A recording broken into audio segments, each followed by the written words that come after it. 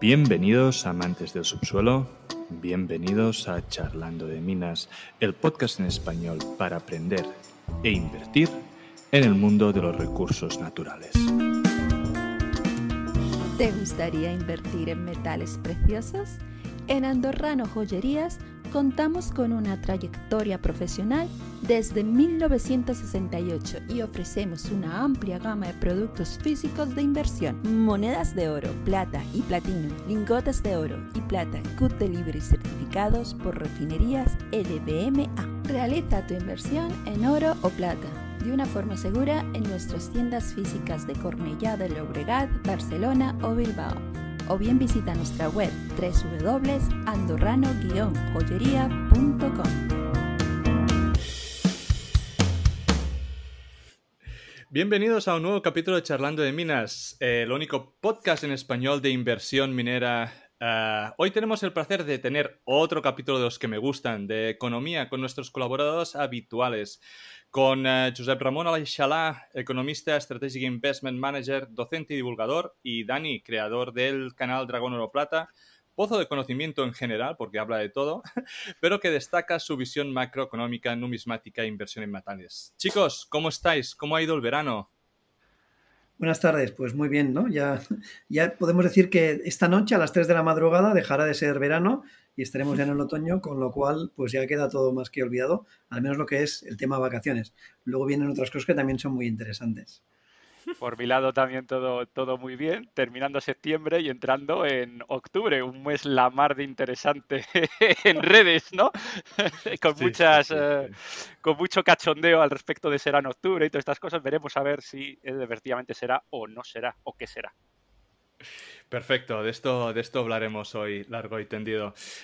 Primero de todo, indicar unas de las novedades que tenemos este año. Hemos conseguido un pequeño patrocinador para vosotros, los oyentes de Charlando de Minas, y para los seguidores de JR y Dani, evidentemente, para todo lo que os gusta este tipo de programas. La joyería Andorrano les ha parecido un contenido de calidad y el que realizamos y ha considerado sortear 2 onzas de plata con los oyentes del programa. Nos han dicho que sortearemos 2 pandas y para hablar de monedas de plata y dónde comprarlas, ¿quién mejor que Dani? A ver, Dani, cuéntanos en el mundo de las monedas bullion, ¿qué representan los pandas chinos? Hombre, panda es la moneda por excelencia de China, que lleva desde, pues bueno, emitiendo pandas de oro desde 1982 y pandas de plata desde 1983. Bueno, pues es realmente la moneda más representativa de bueno, un país que tiene pues 1.600 millones de habitantes, con lo cual, bueno, pues es un símbolo, ¿no? El panda es también un símbolo que totalmente reconocible, en todo el mundo.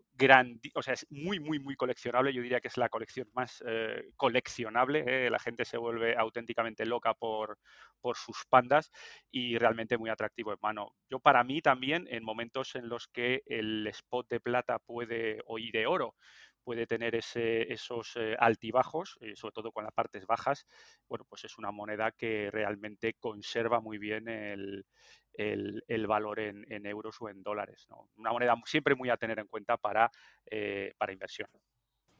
Perfecto, así que tenemos un súper regalo para toda la audiencia y seguidores. Yo personalmente, debido a tu canal, y hace unos años que cuando tengo la oportunidad, intento coleccionarlos, una moneda bullion de calidad y con potencial de revalorización. Dani, como has sido comprador y consumidor de este tipo de vehículo de inversión, ¿qué representa en sí en España, ¿no?, la joyería Andorrano? Bueno, pues de momento es uno de los clásicos, ¿no? Bueno, vamos a hablar de Andorra, una de las clásicas tiendas pues esto, de bullion y de tanto oro como plata. De hecho, hace, bueno, un par de años o 3 empezaron con subastas sin ningún tipo de martillo. Es más, tenéis, para los gente que estéis interesados en los pandas y en Andorrano, tenéis una subasta que empieza ahora a finales de septiembre. Y hay unos lotecitos pandas ahí bastante, bastante interesantes, ¿eh? Lotes 30, 31, 32, 33 y 34 de oro y de plata. Echadles un vistacillo porque la verdad es que, bueno, son monedas que algunos sellados, hay cositas bonitas ahí. Perfecto, perfecto. Entonces, seguro que os preguntáis qué podemos hacer para participar. Pues muy fácil, lo colocaremos en la descripción del podcast y en Twitter también. Tenéis dos opciones. Una es seguir al Twitter de Charlando de Minas y de Andorrano, que es oro-inversión, y retuitear pues el post del concurso, ¿no? Y del programa de economía. Otra opción es suscribirse a los canales de YouTube de Dragón Oro Plata y Charlando de Minas y darle like, dejar un comentario en el vídeo de este programa del canal de Charlando de Minas. Repito, cosas muy simples, seguirnos en Twitter y retuitear, darle me gusta o comentar y suscribirnos a los canales de YouTube y comentar en el vídeo. Nunca ha sido más fácil llevarse, Amadeu, 2 pandas de plata, no ha sido nunca jamás más fácil que lo que acabas de poner tú ahora. Imagínate. ¿Vale? Entonces, aparte de eso, si hacéis las dos cosas, ¿vale? Pues tenéis el doble de boletas para participar, o sea que, como dice Dani, nunca fue tan fácil conseguir unos pandas. Entonces, una vez hecho esto, quería hablar de vosotros con vosotros de varias cositas, ¿no? La inflación durante el verano pasado, ¿vale? Ya era sobre el 5% y ha ido subiendo paulatinamente hasta llegar al máximo diferencial en junio, 9.1, que yo no tengo claro si hemos hecho peak, pero bueno. Empezamos el año con los tipos al 0,25 y con la subida del 0,75 de ayer, nos situamos actualmente al 3,25. Donde siguen realmente alejados aún de los tipos reales. La Fed dice que no le tiembla la mano para frenar la inflación. Y bueno, JR en LinkedIn puso que las previsiones con las subidas son otros 75 puntos en noviembre, 50 en diciembre, lo que nos dejaría en 2024 con unos tipos del 4.5. El SP500 ha bajado un 20% desde principios de año. No sé, he intentado resumir un poco el escenario actual con 4 pinceladas. Primero, opinión, ¿cómo veis el escenario actual? ¿Cómo creéis que está actuando la Fed? ¿Cómo veis la previsión de subida de tipos?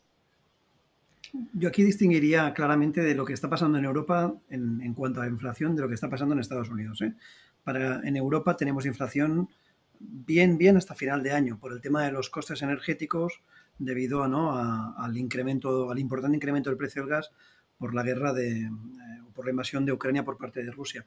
En Estados Unidos, y ya lo vimos en el dato del mes de julio, la inflación empezó a moderarse, ¿vale? La sorpresa negativa fue que en el dato del mes de agosto, que se esperaba que cayera más, ¿no?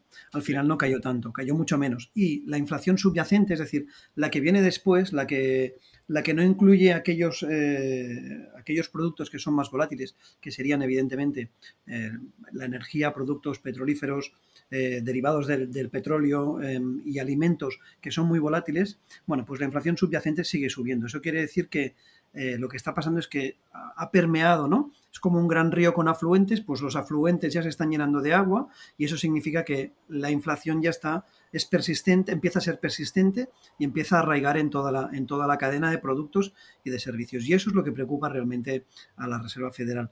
En Jackson Hole, el 25, 26, 27 de agosto, una de las cosas que quiso marcar claramente el señor Jerome Powell es que el mercado estaba descontando y permitió una buena recuperación de finales de julio, principios de agosto, el mercado de renta variable, descontando que muy probablemente en breve la Fed iba a reducir los incrementos de tipos de interés y sobre todo de cara al primer trimestre del 2023 iban a bajar los tipos de interés. Bueno, pues en Jackson Hole lo que dijo el señor Powell es que olvídense de esto, ¿vale? Dejen estar de que vamos a pivotar y lo que va a pasar realmente es que los tipos de interés los tenemos que subir más allá de donde ustedes se imaginan y de donde ustedes esperan. Y ayer, con la reunión de septiembre de la Reserva Federal, se confirmó. Viene a decir al final que los tipos que se esperaba que podían estar ese tipo neutral alrededor del 3,25, 3,50, estirando mucho 3,75, pues para final del 2022 muy probablemente estaremos entre el 4, 4,25, 4,50. Eso quiere decir que nos queda una subida más de 0,75 seguramente en noviembre, como bien decías, Amadeu, y luego nos van a quedar pues seguramente otros 0,25, otros 0,50 en diciembre. Se espera que para el primer trimestre del año 2023 vuelva a haber subida de tipos para quedarse alrededor de los 4,50, 4,75, mantenerse durante todo el 2023 en esos tipos de interés y posiblemente para principios del 2024 encontrarnos con una bajada de tipos de interés en Estados Unidos. Eso lo que hace es que rompe todos los esquemas, todo ese pivotar que esperaba el mercado, en donde no, nos íbamos a encontrar que muy probablemente a principios de 2023 iban a bajar los tipos de interés, iba a favorecer al tema de los activos de riesgo por esa, ¿no?, por esa mejor valoración, se rompe por completo y afectó negativamente a todo el tema de criptomonedas, a los mercados de renta variable y evidentemente también a los bonos high yield, que son los de mayor riesgo. ¿Qué pasa en el mercado de bonos además? Bueno, pues en el mercado de bonos el corto plazo americano está descontando tipos ya al 4%. Tenemos el tipo de las letras a un año o el tipo de los bonos a 2 años americanos ya en el 4%, por encima del 4%. Por tanto, es un claro indicador de dónde va a ir el tipo de intervención de la Reserva Federal. Pero ¿qué pasa con los bonos a más largo plazo? Pues que tienen tipos de interés inferiores, ¿vale? Con lo que tenemos una curva invertida, es decir, tú inviertes a 10 años y te pagan menos que si inviertes a 1 o 2 años, y lo que nos está indicando, lo que el mercado está esperando es que esa subida de tipos de interés y todo lo que ha estado pasando con la inflación, la macroeconomía, la geopolítica, va a acabar teniendo un impacto importante en la economía, evidentemente en las empresas y en el ciudadano, y lo que está descontando esa inversión de la curva es que muy probablemente pues veamos una recesión en Estados Unidos. Recesión que en cierta manera, si se define como 2 trimestres con crecimiento negativo, ¿no?, en Estados Unidos ya está. Pero la misma Reserva, bueno, la Reserva Federal no, el mismo Tesoro americano o la propia señora, la secretaria del Tesoro, Janet Yellen, dicen que no es así, porque el mercado de lo que es el mercado laboral sigue estando fuerte, sigue habiendo creación de empleo, sigue habiendo una tasa de paro pequeña, alrededor del 3,7. Se ha incrementado en el mes de agosto, se incrementó la tasa del paro del 3,5 al 3,7. Y entonces eso es lo que hace pensar que muy probablemente, pues, a lo mejor nos esté en una recesión. Técnicamente, 2 trimestres en negativo se considera una recesión técnica. Por tanto, hay esa discusión. Entonces, lo que está diciendo el mercado es que muy probablemente nos van a anunciar la recesión cuando ya estemos más que dentro de ella, ¿vale? Seguramente a lo mejor pues para finales de este año 2022 o principios del 2023, entonces se nos va a anunciar la recesión cuando realmente ya estamos en ella. Y eso es lo que nos está diciendo los bonos, que la economía, a pesar de que no parece que vaya bien, no va tan bien, que la inflación sigue siendo alta y con grave riesgo de ser persistente y continua. Pensemos una cosa, todo el mundo esperaba, ¿no?, va a caer la inflación. Seguramente hemos visto en Estados Unidos el techo de inflación, pero el problema de ese techo de inflación... ¿Tú crees que hemos visto en Estados Unidos el techo? muy probablemente... Sí. En Estados Unidos muy probablemente hemos visto el techo. El problema está que la inflación muy probablemente se va a quedar elevada, ¿vale?, por encima del 5 o del 6%. Y ese es el problema. Si nos aseguraran que la vamos a ver en el 2%, no habría problema, pero claro, si se queda en el 5 o en el 6, con cualquier pequeño rasguño que pueda haber, nos vuelve a subir otra vez al 8 o al 9%. Por tanto, por eso la Fed ahora su máxima y su principal objetivo es bajar la inflación, y lo único que puede hacer es disminuyendo el consumo, subiendo los tipos de interés y esperando que estén acertados con ese aterrizaje suave. Yo lo veo complicado que sea un aterrizaje suave porque además el incremento de tipos de interés ha sido muy bestia. Recordemos que llevamos ya 3 subidas del 0,75 en Estados Unidos y eso seguro que tiene implicaciones en la economía y en muchas empresas, y eso, bueno, pues lo veremos reflejado, ya os digo, en macroeconomía y luego, evidentemente, en la microeconomía, que son las empresas, y en el consumidor final. No sé, a grandes rasgos, ¿eh? Luego, si queréis, hablaremos de Europa o lo dejamos para otro día, porque Europa es otro, ¿no? Va por otro camino, pero evidentemente ceñido a lo que pueda pasar en Estados Unidos. No, para mí has tocado muchos temas y eran muchas de las preguntas que además tenía apuntadas, así que voy a dejar que Dani haga también un poco de su opinión, de cómo está todo y cómo lo ve. Y a partir de aquí vamos a ir entrando en distintas preguntas que tengo de lo que has hablado, JR. Pues muy en línea, ¿no? Muy en línea, muy de acuerdo con lo que dice JR, ¿no? El objetivo principal de Estados Unidos, vamos también a diferenciar entre Estados Unidos y Europa, como JR ha profundizado en Estados Unidos, vamos a profundizar más también en Estados Unidos. El objetivo principal de la Fed, pues intentar llegar a ese 2, entre el 2 y el 3%. Ellos creen que pueden llegar al 2,8% a tercer cuarto de 2023. Vamos a ver si eso es verdad, con esas subidas de tipos que ha pronosticado JR, que es el consenso de mercado, ¿no? Lo que puede extraer el mercado después del speech, del discurso de Jerome Powell, ¿no? También, ¿en qué basa todo esto, esta política, ¿no? A ver, Estados Unidos cree que puede aumentar el PIB, a pesar de estar en ese peligro de recesión o recesión completa, ¿no? Entonces, claro, está hablando de que ya en 2022 da una previsión de crecimiento de PIB del solo el 0,2% normal, visto la película que tienen, que aumentaría hasta el 1,2% en 2023 y el 1,7% en 2024. Eso, ya para 2023 y 2024 hay mucha tela que cortar, y para llegar a esos niveles va a haber que trabajar muy mucho. Problemita de esta subida tan potente y de que no se pivote, como dice JR, ¿no? Pues que la deuda también se paga. O sea, ahora mismo el mercado inmobiliario en Estados Unidos se puede medio tambalear, porque leía por ahí por Twitter a un tuitero que decía que, bueno, ahora mismo no recuerdo los números exactos, ¿no? Pero que alguien que acaba de comprar hace un año y medio, una propiedad de 600 y pico mil dólares, ¿no? Ahora pagaba una cuota X. Bueno, pues esa cuota X se paga ahora mismo comprando una propiedad de la mitad del valor, de 300 y pico mil, ¿no?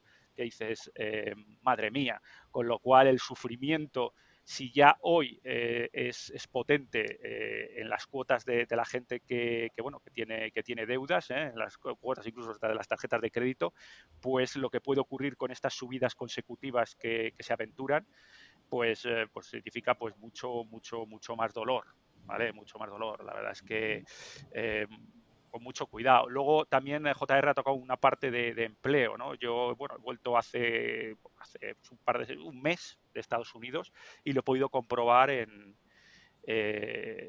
situ, ¿no? Esto en una ciudad grande del medio oeste, en Phoenix, y la verdad es que todos los sitios, y cuando digo todos, hablo todos sitios de retail, hablo tiendas de ropa, hablo restaurantes, hablo toda la atención al público, incluso de tiendas de mensajería tipo FedEx, tipo US Postal, o sea, todo lo que es todo que tiene de cara al público alguien, es decir, trabajos no digamos especializados, trabajos no técnicos, había una carencia excepcional de personal. De hecho, en algunos supermercados incluso, bueno, pues es que te contratan con aparecer. O sea, te dicen, if you show up, you're in. Dices, o sea, solo tienes que aparecer. Es increíble, ¿no? Digamos, los salarios que se estaban pagando en torno a 20 y pico dólares la hora, pues seguramente sean claramente insuficientes en esta competencia por el personal no cualificado. ¿Qué pasa también? Que en esa parte os preguntaréis, ¿no? ¿Por qué nos está contando todo esto? Pues porque tienen una influencia importante en la inflación. Porque realmente la masa de personas que realmente tienen acceso a comprar, pues hay muchísimas personas que son precisamente estas, que son el personal no especializado, el personal de atención al público, y claro, van a requerir, pues eso, subidas de salarios. ¿Qué ocurre? Que si tú al señor que está sirviendo en el McDonald's le tienes que pagar, en vez de 20 dólares la hora, le tienes que pagar 30 dólares la hora, ya la hamburguesa no la puedes cobrar a 15 dólares, el McMenú. Tendrás que cobrárselo a 20. Entonces, claro, esa inflación subyacente, digamos, carencia de empleo, hace que esa inflación pues pueda subir, o por lo menos ser mucho más difícil de combatir de lo que parece. Estoy de acuerdo en que puede quedarse ahí en ese 6%, pero con mucho ojo al mercado laboral por esto que os estoy contando, ¿no? Es decir, puede haber, ya os digo, bastante bastante tela que cortar. Y luego también eso, evidentemente, lo que comentamos, importantísimo, el tema de la deuda nacional. Claro, si le estamos subiendo a 0,75 en 0,75, eso alguien lo tiene que pagar realmente, ¿no? Y lo que estamos haciendo es acumular deuda que ya de por sí muy elevada del déficit, porque dices, oye, yo puedo subir, como pasaba quizá en los 70, ¿no? Donde no hay deuda, porque claro, hay gran diferencia aquí entre los 70 y Volcker, es que, claro, cuando tú puedes subir a 8% cuando no debes, o debes muy poquito, ¿no? Entonces dices, a mí, claro, si yo no tengo hipoteca, a mí que suban el Euribor al 30, y a mí me da igual, total, no lo pago, ¿no? Pues es una cosa parecida trasladada a nivel país, ¿no? Es decir, Volcker en los 70 y dice, oye, si es que mi deuda, tu GDP, es del 26%, a mí me da igual, pues le subo al 8, total, a mí no me afecta. Claro. Ahora el problema que tenemos es que tenemos que estar la deuda por encima del 100, ¿no? Está el 100, no recuerdo mal, 120 y algo por ahí, ¿no? Y dices, oye, claro, es que ahora una subida de 0,75 es que te destroza. Es que te destroza, claro, cuando tú debes incluso más de lo que tienes y encima te suben, otra vez trasladando un poquito a la familia, a la persona, ¿no? Para que se entienda bien, te sube un 0,75 tu Euribor de golpe y debes medio millón de hipoteca, pues te descuartiza, ¿no? Pues claro, y ellos es un sufrimiento autoinfligido. Entonces hay que ver hasta cuándo deciden parar un poquito, ¿no? Mucho más allá de los mercados, estamos hablando ya incluso, pues eso, de deuda. Y el problema es esa, que no es sostenible, porque ahora mismo cada año, cada trimestre, Estados Unidos está en déficit. O sea, es decir, lo que hace es que gasta más de lo que ingresa. Si me dejáis hacer pequeños apuntes. Claro. La deuda de Estados Unidos en estos momentos es 30, por encima de los 30 billones, es decir, 30 y 12 ceros, ¿vale? Lo que sí hemos de tener en cuenta es que esa deuda ya está emitida, ¿vale? Encarece la deuda de aquella que vence y tienes que volver a refinanciar o aquella nueva provocada por el déficit. Eso se ha de tener en cuenta. Lo digo porque a veces nos puede llevar a confusión el hecho de que los tipos están muy altos. El problema estará si esos tipos siguen altos durante 3, 5 años. Si es durante 1 año y medio, no habrá vencido tanta deuda, ni sea tendrá que emitir tanta deuda nueva a tipos tan elevados, ¿vale? Ya se preocuparon en su momento, y sobre todo aquí en Europa, Italia y España especialmente, a emitir mucha deuda a plazos largos con tipos de interés cercanos a cero, porque de esta manera te estás financiando a 30 años, gratis, a 10 años, gratis, a 15 años, gratis prácticamente. Y en el tema hipotecario pasa algo parecido. En Estados Unidos las hipotecas son a tipo fijo. Actualmente el tipo de interés está por encima del 6,5 me parece que es. ¿Qué quiere decir? Que el que ya tiene una hipoteca no la va a refinanciar, pero el que ha de pedir una hipoteca nueva evidentemente le va a costar mucho más dinero. Y eso supone que van a enfriar el sector inmobiliario, seguro, porque si a ti te cuesta mucho más pagar esa casa, no vas a pedir ese dinero y por tanto no vas a pagar ese precio, ¿vale? Y luego también, otra última cosa que también creo que es interesante. Ya lo dijeron en Jackson Hole y en algún otro de los speech que han hecho los distintos miembros de la Reserva Federal, están dispuestos a permitir que la tasa de paro en Estados Unidos suba hasta el 5%. Recordemos que la de julio estaba en 3,5, ¿vale? La de agosto en 3,7, ¿vale? Es decir, nos quedaría un 1,3. En agosto, cuando se publicó ahora a principios de septiembre la tasa de paro y el dato de paro, que salió un dato de creación de empleo bueno, pero la tasa de paro se incrementó, mucha gente dijo, uy, qué bien, como la tasa de paro ha subido un 0,2%, perdón, eso significa que la Reserva Federal se va a tener que replantear la subida de tipo de interés. Nada más lejos de la realidad. Se pasó de un 3,5 a un 3,7 porque había mucha gente que debido a la gran resignación tras el COVID, mucha gente dejó de trabajar con cheques en el bolsillo, con criptomonedas y bolsas burbujeando y ganando dinero, que dijo, ¿para qué tengo que volver a trabajar? ¿No? Si con todo lo que me han dado y con todo lo que tengo y con lo que yo puedo hacer, no me es necesario. Además, también hubo mucha gente, gente ya boomers de la última parte ¿no? Que ya estaban cerca de su jubilación, que anticiparon su jubilación y, por tanto, realmente se provocó un déficit de mano de obra en Estados Unidos. ¿Qué ha pasado ahora en septiembre? Bueno, pues que ha habido mucha gente que con la inflación actual, con los mercados cayendo, con las criptomonedas yendo tan mal, que ha dicho, uy, quizás me tengo que apuntar para encontrar un trabajo, porque además, como lo están pagando muy bien, como muy bien decía Dani, pues igual me interesa. ¿Qué pasa? Que los costes laborales siguen siendo muy altos porque aunque esta gente se ha apuntado, por cada persona que está buscando empleo hay casi 2 puestos de trabajo a cubrir. Con lo que, como decía también muy bien Dani, te llegan a pagar solamente por entrar y decir, oiga, que a mí me interesa ese empleo, pues le pagamos un plus, ¿vale? Y eso acabará teniendo un impacto en los costes laborales y esos costes laborales se acabarán trasladando al coste del producto y a la inflación, que es esa inflación persistente, ¿no? Y permanente. Por eso la Fed quiere reducir el consumo mucho y para reducir el consumo ha de llevar a parar casi la economía. Lo que ellos están convencidos que lo van a conseguir hacer de manera suave, el problema está es que se les puede escapar de las manos, igual que la inflación. Recordar que hace 8, 9 meses seguían aún con el transitorio, o 10 meses seguían con el transitorio, y ahora nos hemos dado cuenta que no es transitorio. Por tanto, lo del aterrizaje suave puede ser también un error, ¿vale? Claro. No, yo creo que aquí lo habéis dejado muy claro. De alguna forma se está buscando que haya una pequeña crisis, ¿no? Una destrucción de la demanda, ya sea de una forma u otra, y esta destrucción de la demanda lo que hará es permitir controlar la inflación. Veremos si esa destrucción de la demanda lo que provoca es que haya pues desempleo o que al final pues hayan menos sitios que cubrir o lo que fuera. Una cosa relacionada un poco con la crisis, que iba mucho por Twitter y os iba a preguntar a ver qué opinión teníais, eran los resultados de FedEx. Se comentaba mucho que los resultados de FedEx muchas veces anticipan, ¿no?, lo que es pues una crisis. Entonces no sé qué opinión tenéis. No los he mirado en detalle, ¿eh? Es un poco lo que he visto, entonces no sé qué opinión. Más que los resultados, lo que hizo fue un profit warning, es decir, un aviso de que las cosas no le están yendo tan bien como esperaban, que los costes, sobre todo por el coste energético, pensemos que al final son camionetas que transportan paquetes o aviones que se mueven, ¿no?, y que necesitan de queroseno y gasolina, pues que esos costes le estaban impactando de manera muy importante en los márgenes empresariales, y eso va a suponer que los beneficios y la cuenta de resultados salgan mucho peor de lo que el mercado había descontado hasta este momento.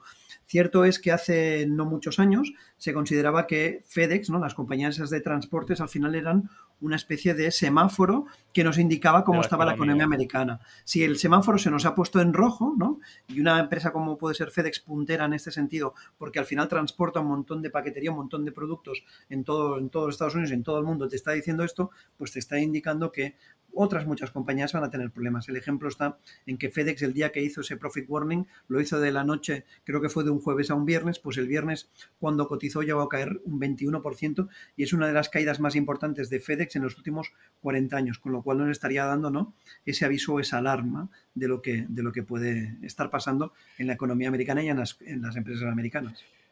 Entonces, también creo que puede ser, al hilo que comenta JR, y esa es la otra manera de verlo, es que las empresas de distribución americanas tipo Walmart, pues está intentando reducir sus stocks e intentando también reducir, digamos, los pedidos al extranjero, etcétera, etcétera, etcétera. ¿Qué pasa? Que evidentemente menos stocks, menos pedidos, menos tal, pues hace que evidentemente la parte de FedEx sufra, y ese 20 y pico % para una empresa, digamos, consolidada, a ver, que no es que tal, pero que no es ninguna empresa tecnológica, ni muchísimo menos, sino que es una empresa de operaciones, me parece una auténtica salvajada, ¿no?, la reacción del mercado a ese profit warning. Entonces, ¿vosotros creéis que no, la Fed lo que quiere, un escenario ideal sería un escenario de stagflación, entonces? Porque si quiere mantener unos tipos altos, pero quiere mantener controlada la inflación también, entonces eso les asusta mucho, eso les asusta. Eso es el peor escenario. Yo creo que es el peor escenario que estarían buscando. Ellos quieren buscar su 2%. Ellos son felices entre el 2 y el 3. Un 2,5% de inflación, feliz. Entonces ellos tienen manejo para arriba y para abajo en cuanto a tipos, en cuanto a mercados, etcétera. Más allá de 4 o 5, peligro.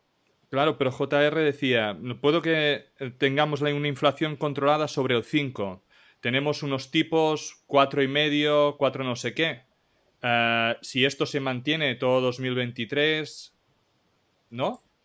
El problema está ahí. Es decir, ellos quieren, como dice Dani, que la inflación baje a la zona del 2,3. Hasta llegarían a lo mejor a permitir que estuviera en algún momento en el 4. Pero lo han de conseguir y baje de manera constante, ¿vale? Recordad, la inflación per se es transitoria, ¿vale? Porque cuando estás comparando contra el año anterior, ¿vale? Sí. Estás eliminando los meses más altos y añades nuevos meses que a lo mejor son más bajos, ¿vale? El problema está que la persistencia de esos precios altos en los productos acaba repercutiendo en toda la economía, acaba suponiendo los empleados, los trabajadores dicen, oiga, yo no puedo comprar lo mismo que compraba hace 6 meses o hace un año, me sube el sueldo o si no yo me manifiesto y no trabajo. Y eso es el problema, que entonces se acaba transmitiendo a toda la cadena y acaba siendo una bola de nieve que se va haciendo cada vez más grande y es muy difícil de controlar. Ellos lo que quieren, lo que pretenden es reducir el consumo de tal manera que además consigan equilibrar oferta y demanda de productos y de esa manera, ¿no? Los precios se bajen y además se mantengan de manera persistente en niveles bajos, en ese 2-3%. Creen que lo pueden hacer sin provocar demasiados daños en la economía. El problema está que muy probablemente acabará teniendo un efecto o acabará teniendo impacto en la economía, porque la subida de tipos es muy fuerte, es importante y tiene también sus segundas derivadas que afectarán a compañías, a economía y a consumidores. ¿Por qué creéis que hemos llegado a peak inflation? O sea, ahora sé los números, sé que junio pues ha sido de alguna forma el tope, pero estamos a punto de entrar en invierno y por mucho de que el gas en Estados Unidos de alguna forma sea mucho más económico que en Europa, nosotros les vamos a comprar a Estados Unidos, por lo tanto el precio per se del gas en Estados Unidos también va a subir. Entonces, ¿por qué consideráis de que, bueno, que se ha llegado al tope de inflación antes del invierno? Bueno, pues a ver, también a ver cómo formularlo.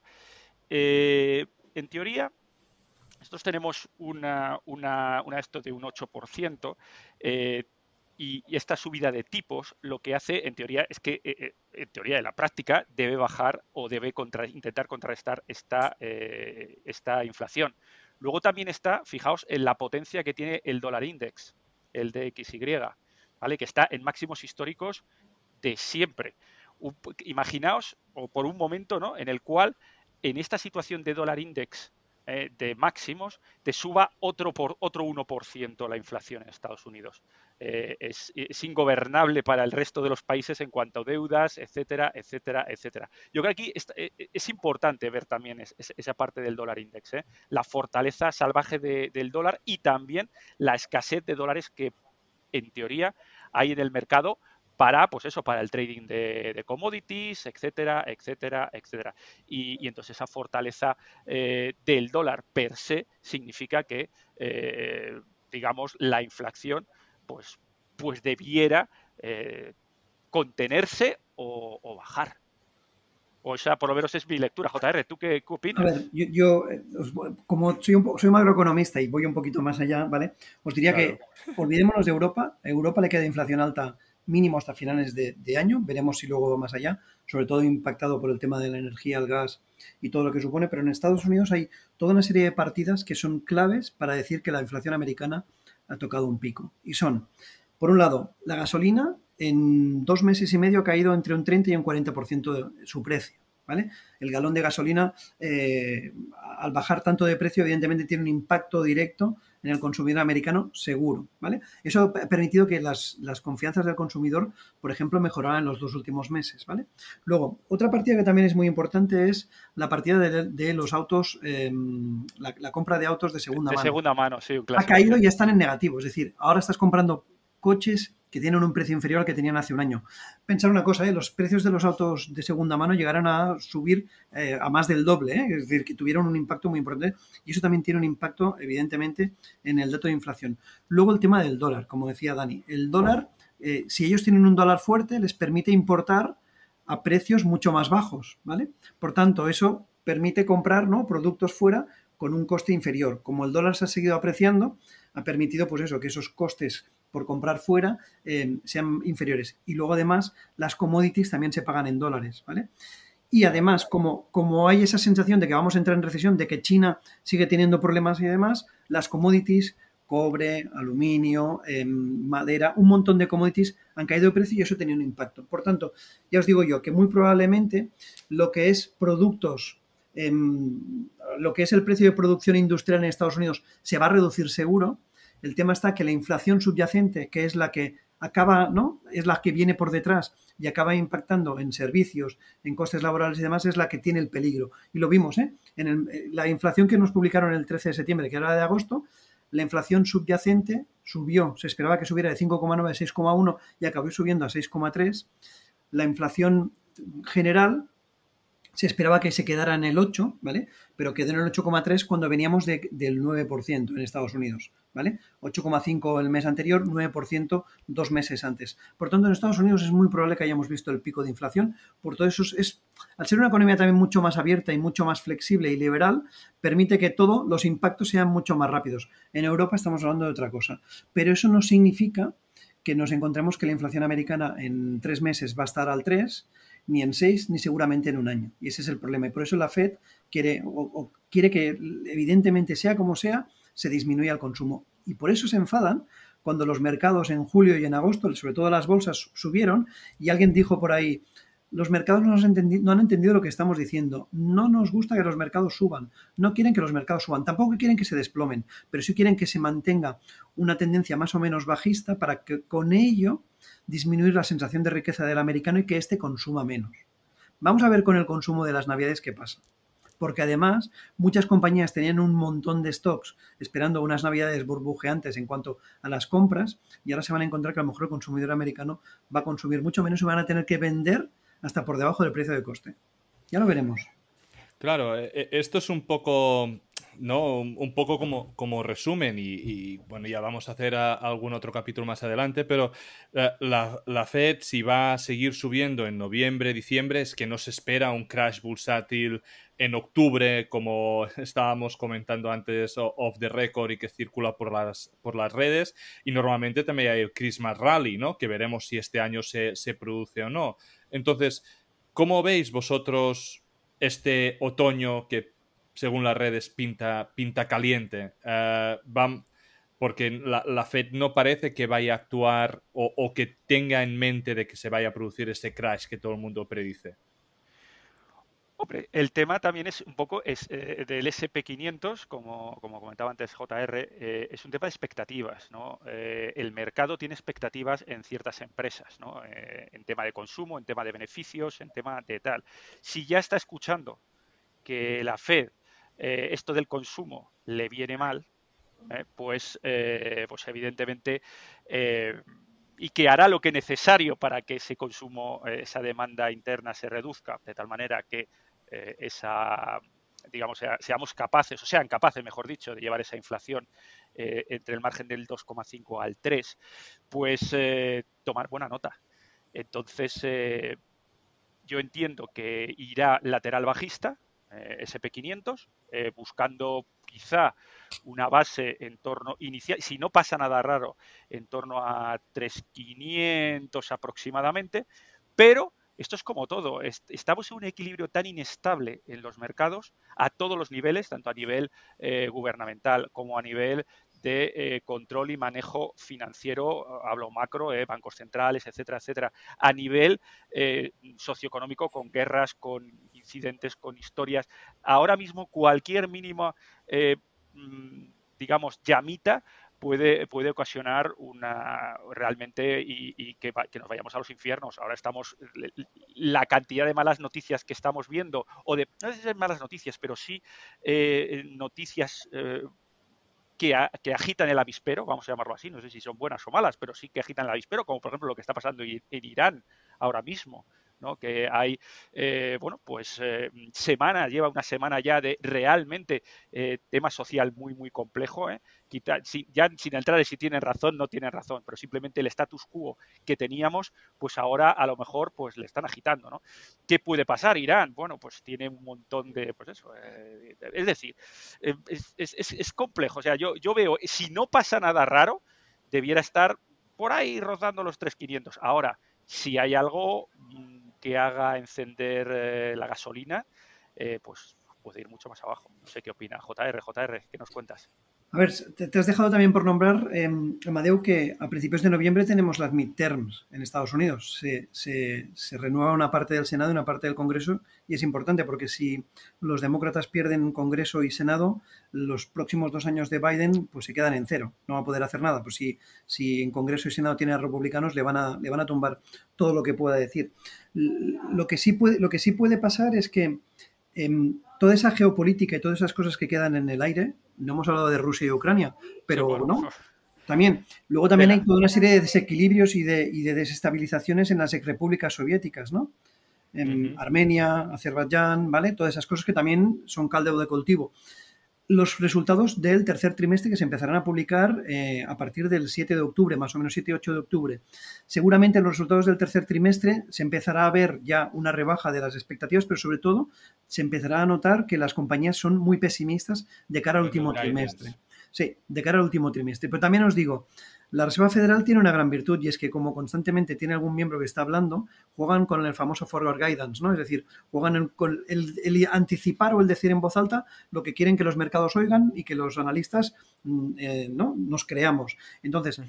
si hay un descenso más o menos controlado de los mercados, no creo que se preocupen, pero si en algún momento hubiera un descalabro, ya os digo yo que automáticamente Saldrán. saldrían, sí, lo hicieron con el COVID y lo harán con lo que haga falta, ¿vale?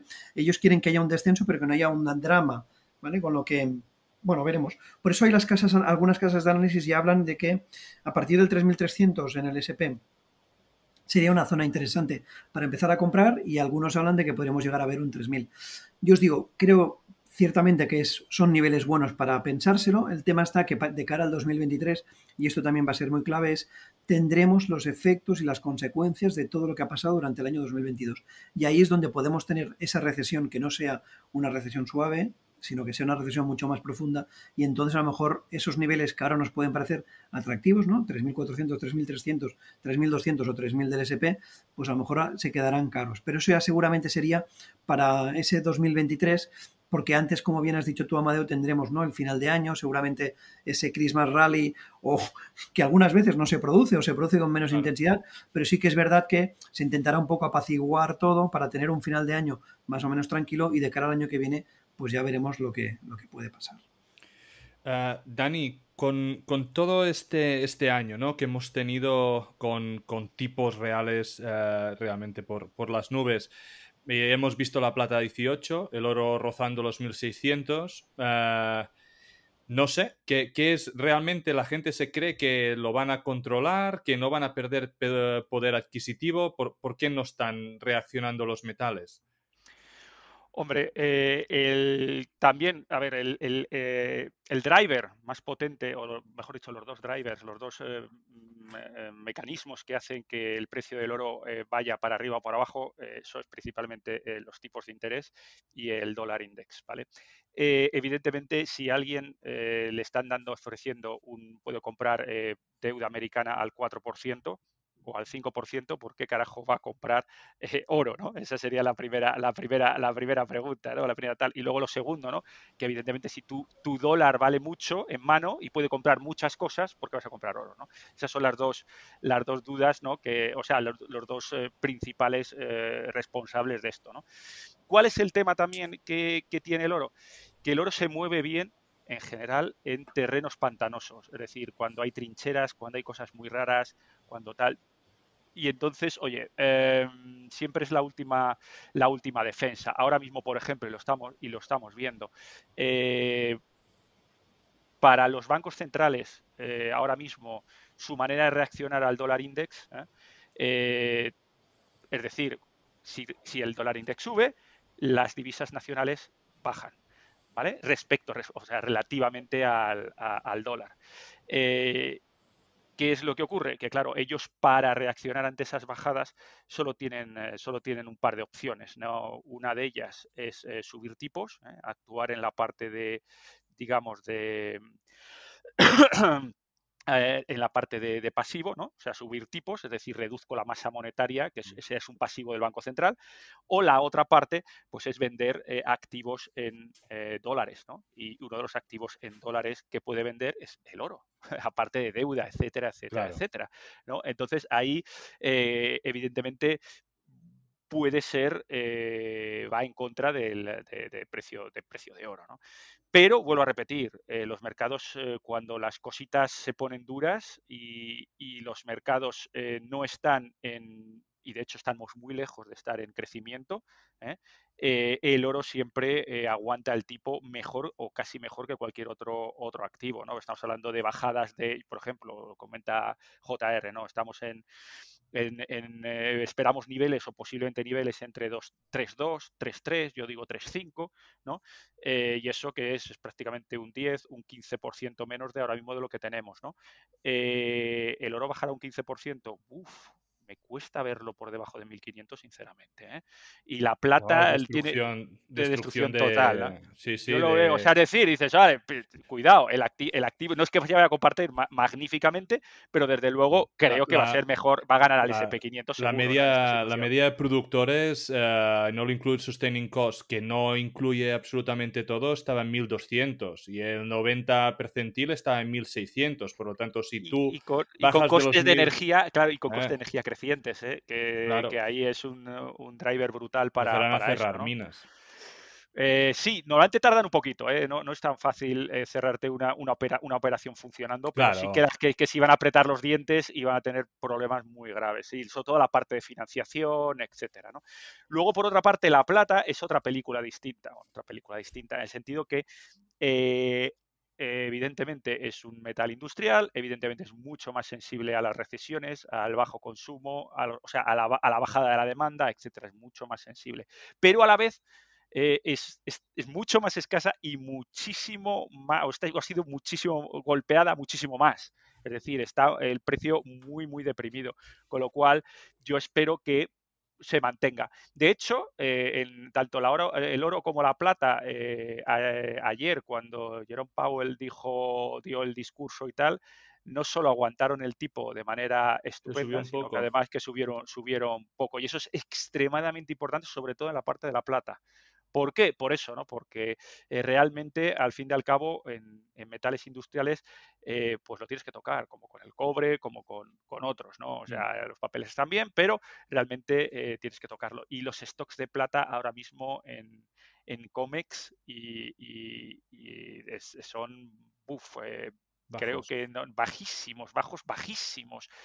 Y bueno, pues ya digo, yo espero un mercado de oro que pueda bajar un poquito, pero desde luego no menos, o sea, no más, perdón, que el SP500, y la plata, debido a esta clásica bajo precio y los stocks temblando y bueno, y que las cosas están difíciles y sobre todo el ICE, que es lo que comentabas antes, en la plata está muchísimo más justo que en el oro, porque en el oro todavía tienen 200 o 300 dólares de margen, en la plata me temo que yo no sé si llegarán al medio dólar o $1 de margen, habría que estudiarlo, depende minas por minas, ¿no? Pues que se mantenga. Vale, para terminar, últimos 5 minutos, que habéis dicho que Estados Unidos es tan diferente de Europa. Europa, el BCE realizó una subida de tipos 0,75, estamos a 1,25, muy lejos de Estados Unidos. Tenemos paridad con el dólar, que eso nos influye mucho. Además, tenemos la inflación en parte por la energía. Se nos ha cerrado el Nord Stream 1, parece que no va a volver a abrir. Parece un problema enquistado. ¿Vamos a tener un problema sistémico aquí? ¿Eso va para largo? ¿Cómo lo veis? En 5 minutos, simplemente. Y tenemos burócratas de políticos, y eso es un problema también, ¿vale? En Europa es aquello, ¿no? Todo, al perro flaco todos son pulgas. Y evidentemente el tema de los tipos de interés nos va a afectar muy negativamente porque hemos de tener en cuenta que ese diferencial tan grande entre los tipos del dólar y los tipos del euro afectan muy negativamente a la divisa. Compramos las materias primas, petróleo principalmente, en dólares y eso significa, o el gas, y eso significa mayor inflación. Por tanto, ya os digo yo que muy probablemente, ya he estado leyendo que en 3-6 meses nos vamos a encontrar con los tipos de intervención del Banco Central Europeo cercanos al 3%. Estamos en el 0,75. Para la próxima reunión del mes de octubre creo que se esperan también otros 0,75. Lagarde dijo que iban a subir los tipos de 2 a 5 veces más en las próximas reuniones, que no tenían claro cuál era el nivel neutral. Todo el mundo estaba esperando que estuviera alrededor del 2%, pero viendo cómo está actuando la Reserva Federal, cómo está de débil el euro y todo lo que implica, ¿no? La debilidad en Europa, la geopolítica y todo cómo va con una inflación que, os digo, como mínimo, confirmado por De Guindos el otro día, hasta el mes de diciembre va a estar por encima del 9%, pues ya os digo yo que está complicado. Y eso se descuenta con mayor porcentaje de probabilidades la recesión en Europa que no en Estados Unidos, ¿vale? Y que no se líe más el conflicto de Rusia y Ucrania, porque al final, aunque sí que es verdad que se tienen los stocks de gas, ¿no?, de alrededor de entre el 80 y el 90%, con ese gas, con un invierno normal, Europa solamente puede pasar 2 meses. ¿Vale? El invierno dura más de 2 meses. Pensemos que ya está haciendo frío en el centro de Europa, que seguramente ya se están poniendo en marcha algunas calefacciones y que muy probablemente, si las cosas se agravan, nos vamos a encontrar con algún tipo de restricción. Ya veremos cuál es él. Sí. Yo apuntar a lo que dice JR, que es que los últimos que quedan para moverse es el Banco Central Europeo, porque los demás se están moviendo. Es más, han reaccionado inmediatamente a la subida de 0,75 o 75 puntos básicos de Powell. Ha subido, Suiza ha subido un 75, Taiwán ha subido 12,5, Noruega ha subido 50, Reino Unido ha subido 50, Arabia Saudí ha subido 75, Indonesia ha subido 50, Filipinas ha subido 50. O sea, es decir, ahora mismo parece un poquillo de bromita, o sea, vamos a las tablas de donde ves los tipos de interés y la inflación, y claro, ves eurozona 0,75 y la inflación interanual 9,1. Es que da absoluto pánico, ¿no? Inflaciones africanas, ¿no? Y tipos de interés europeos. Entonces aquí hay algo que o te vas a las dos cosas, ¿no? O te vas a tipos de interés e inflación europea o tipos de interés e inflación africana. Pero una cosa y la otra mezcladas a la misma vez no funciona, ¿no?